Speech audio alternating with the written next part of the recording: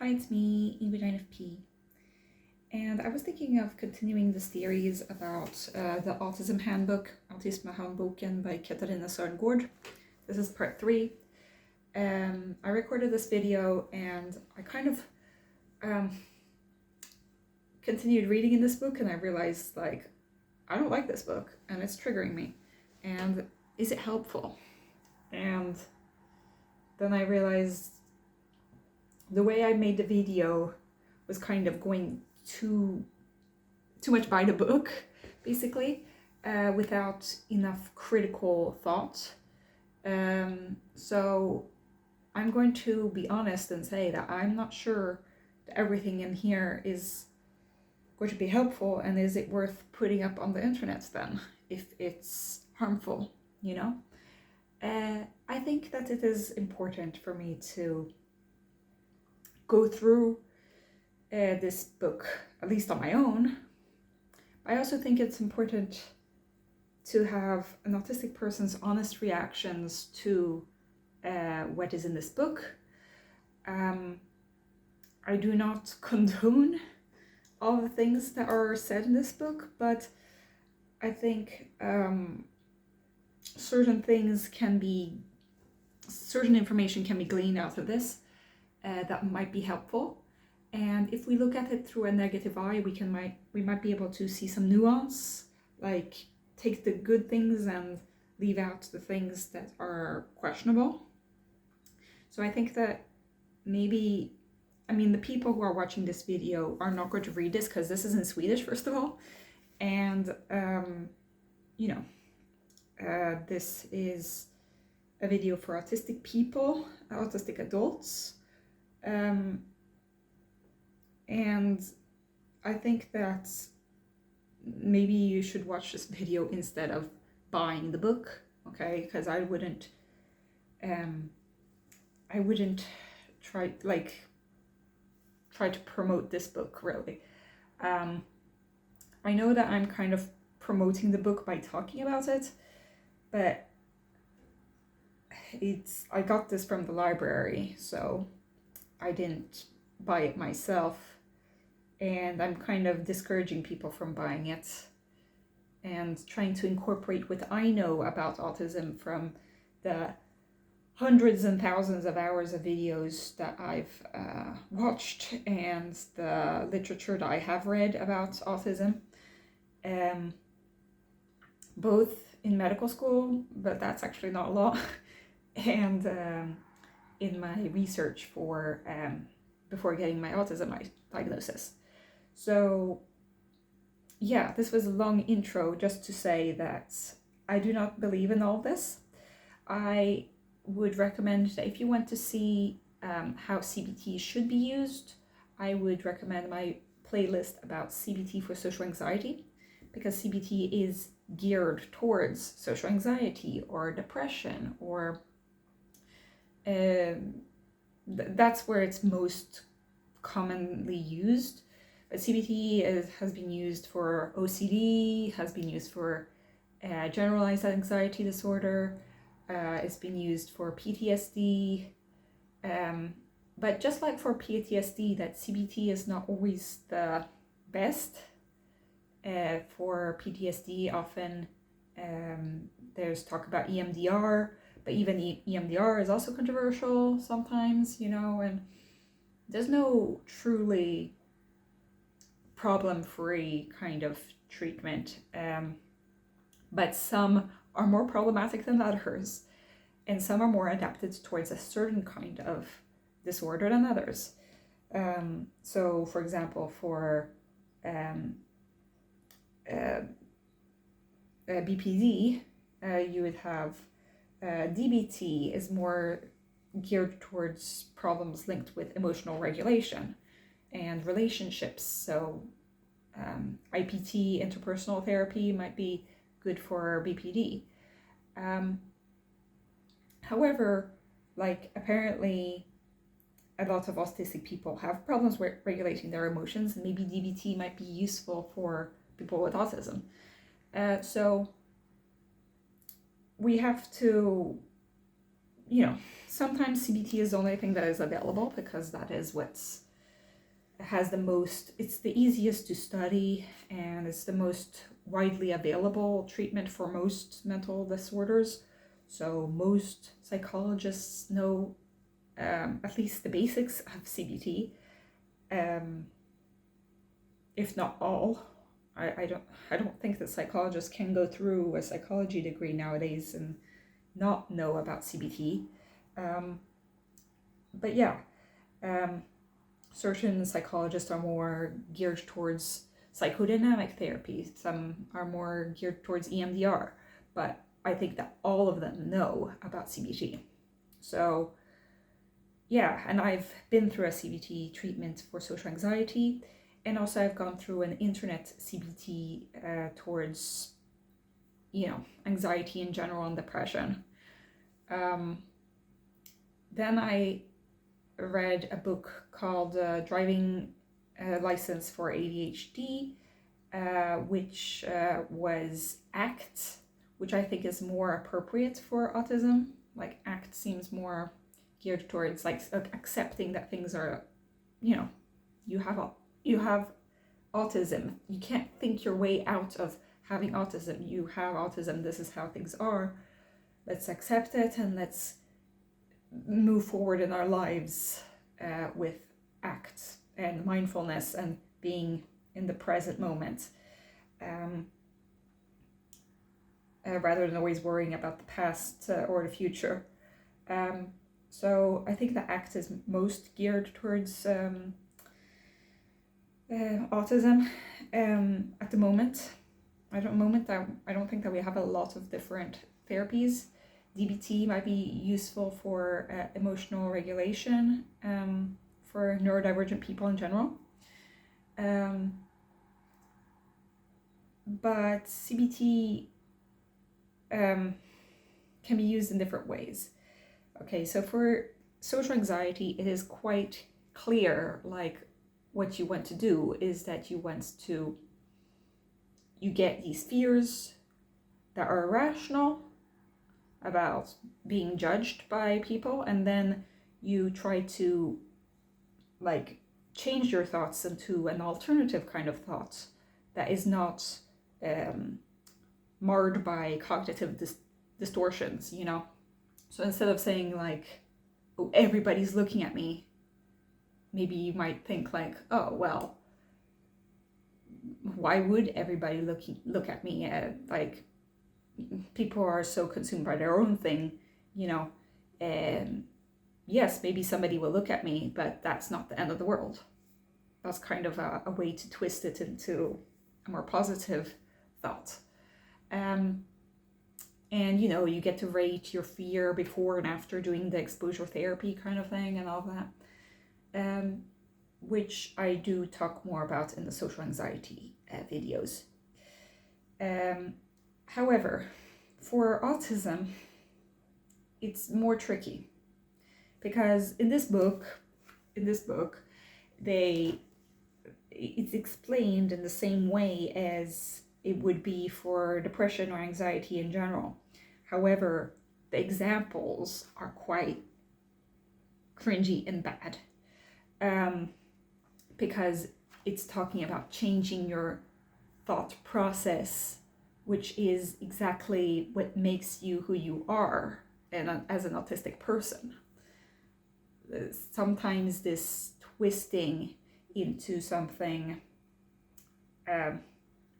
positive is more like, let's twist it into something neurotypical, which that's where we start going over the line of what is acceptable for me in terms of like, is this helping you be the most fulfilled person that you want to be, or is this helping you to just mask and basically continuing to hide and suppress everything that makes you happy and that makes you who you are, So we're not going to go into too much detail.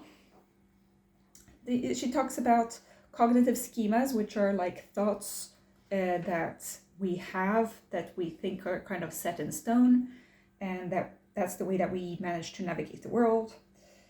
And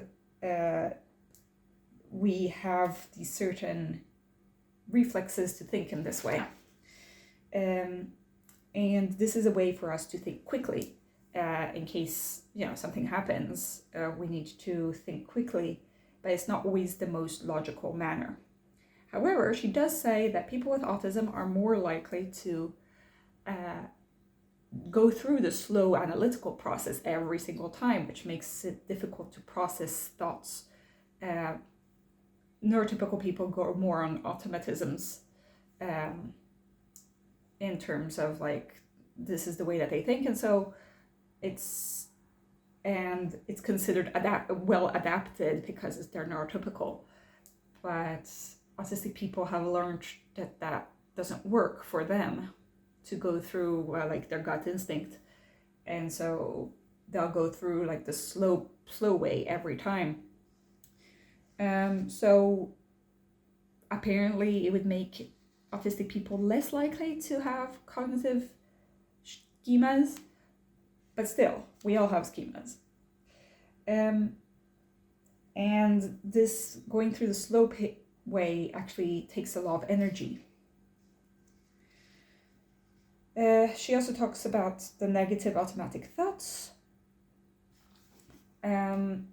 She does say, though, that people with autism might have a little bit less negative automatic thoughts, but that these thoughts might be more difficult to change. And they seem like truths to us. So I can buy that, okay? And then we got like these thought traps, which I've talked about in my other video, which is, for example, like all or nothing kind of thinking, personalizing, like thinking it's about you, aggrandizing, like accentuating, amplifying things, thinking that you can read other people's thoughts, disqualifying, like if something positive happens, it doesn't matter, well, if something negative happens, you like hone in on that, or that you feel like you are too tired and you can't do anything, so you just avoid it. So she says, think like a scientist and try to change these negative automatic thoughts. And we need to think why are we having these thoughts? And trying to find nuance, which is difficult for autistic people because they tend to see in black and white. Here is where it gets a little bit iffy. She says, like, how would somebody else have thought? Which is very similar to, like, how would a neurotypical person think? Which I do not always recommend, because that makes me go into, it produces the opposite effect on me. Whereas I'm like, how would a normal person think? But that's not how it works. But it's like, and I start getting into catastrophic thoughts of like, now everybody hates me because I'm not like everybody else. And, so I do not like that. Because also, I think that as an autistic person, I am well aware that I am not as good at putting myself into another person's shoes than somebody who's neurotypical. So I might get it completely wrong. Also, I do not want to think like how another person thinks. So yeah, that one I'm going to let go, because I cannot. I believe me, throughout my life I have done this, and for me it has never led me to any positive outcome. Anyway, then she talks about chain analysis, which is actually something that I've done in my other video, but it's like you have a situation, then you have negative automatic thoughts, you get feelings, often stress, then you get like what you want to do, what you usually do, an action, a behavior, which is often like avoidance most of the time, or something else that is not conducive to healing. The danger here is thinking that your behavior is inappropriate and that's what you want to change. Well, instead is like, what is develop like self-care for you, like what behavior do you want for your life, rather than like, what does everybody else expect from you? That's where the CBT does not really work for autism as well. Then we get the consequences of your first behavior. Okay, you avoided this, so what does it feel? Oh, you feel relief. But the long-term consequences, well, you don't know how to do this thing because you get even more scared next time this situation happens because you have always avoided it. And then we get to the alternative behavior or alternative thoughts leading to an alternative behavior. So your thoughts might be, oh, well, I might do this even though it seems scary because it will help me for next time. Or, maybe this thing is not as scary as I think it is. Or what happened was not the end of the world, Once again, I don't think that this should be used to say, oh, I need to expose myself to all sorts of things that are not making me comfortable, which is also difficult here because, I have social anxiety, so I need to expose myself to certain things that don't make me feel comfortable because I need to get out of my comfort zone in order to face my fears and become more autonomous and experience more of life rather than avoiding everything, right? That is a thing. However, autism is also maybe I need to not go to that party because that party will drain me of my energy, and going to that party is not the exposure that I need right now, So it is difficult, especially if you have several diagnoses, So, I got the diagnosis of social anxiety, but I don't know if it's still true, but I think it's still true. So I have to work on doing things that take me out of my comfort zone and to less avoidant behavior.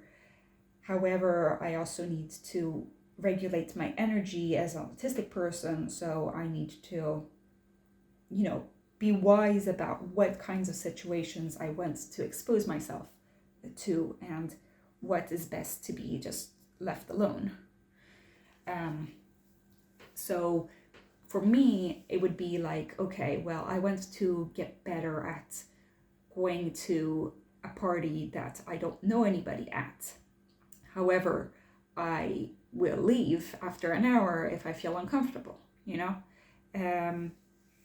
or maybe I don't even want to go to a party where I don't know anybody. Maybe I just need to reach out to a friend that I've been scared to talk to because I'm afraid of how they'll judge me. And then I can talk to that friend and tell them that I am stand up for myself and say I don't want to go to the party. That in itself is an exposure rather than just saying,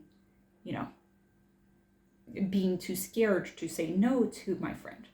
Saying that my friend wants to go to the party and wants to invite me there, and I'm too scared to say no because of my social anxiety and because of my people pleasing and all that. And maybe what would be going outside of my comfort zone would be to say no. So yeah, this is difficult. I can't really explain this, but the problem is that in this book there are certain examples that are kind of autistic people going against their natural self-preservation feelings and putting themselves into situations so that they can mask more, so that they can be more normal.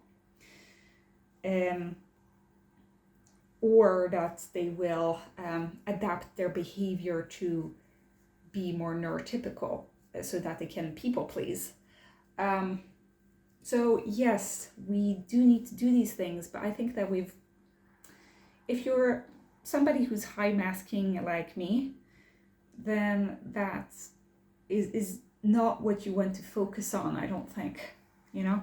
So here in these examples, we've got Eric, and Eric, well, he has to like give feedback on a report, and he's stressed out and he's hungry. So when he gets the report, he snaps kind of, or he's brutally honest with his colleague, which then he realizes, well, that wasn't good, because then he gets bad relationship with his colleague. His alternative behavior would be to be nicer with his giving a feedback and starting, you know, be a little bit softer in the delivery of that. Yeah, I don't know. Not really helpful for me.